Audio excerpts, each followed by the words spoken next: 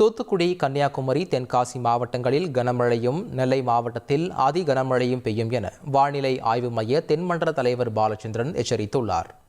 சென்னையில் வருகிற 17, 18ஆம் தேதிகளில் கனமழைக்கு வாய்ப்புள்ளதாகவும் தெரிவித்தார்.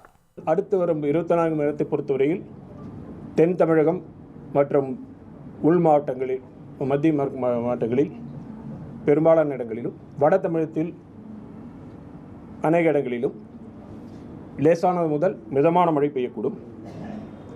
கனமழை எச்சரிக்கை பொறுத்தவரையில் அடுத்து வரும் 24 மணி நேரத்திற்கு டெல்டா மாவட்டங்கள், கன்னியாகுமரி, தூத்துக்குடி, தென்காசி ஆகிய மாவட்டங்களில் ஓரிரு இடங்களில் கனமுதல் மிக கனமழைக்கும், நெல்லை மாவட்டத்தில் ஓரிரு இடங்களில் அதி கனமழைக்கும், ஏனைய தென் தமிழக உள் மாவட்டங்களில் ஓரிரு இடங்களில் கனமழைக்கும் பெய்யக்கூடும். நாளை தெற்கு அந்தமான் கடல் பகுதியில் வளிமண்டல மேலடுக்கு சுழற்சி உருவாகும். அதனைத் தொடர்ந்து வருகின்ற 48 மணி நேரத்தில் காற்றழுத்த தாழ்வு பகுதியாக உருவாகி இது மேற்கு வடமேற்கு திசையில் நகர்ந்து தமிழக கடற்கரை பகுதிகளை நோக்கி நகரக்கூடும். இதன் காரணமாக 17, 18 தேதிகளில் டெல்டா மாவட்டங்கள் உள்ளிட்ட வட தமிழகத்தின் கடலோர மாவட்டங்களில் கனமுதல் மிக கனமழை பெய்யக்கூடும்.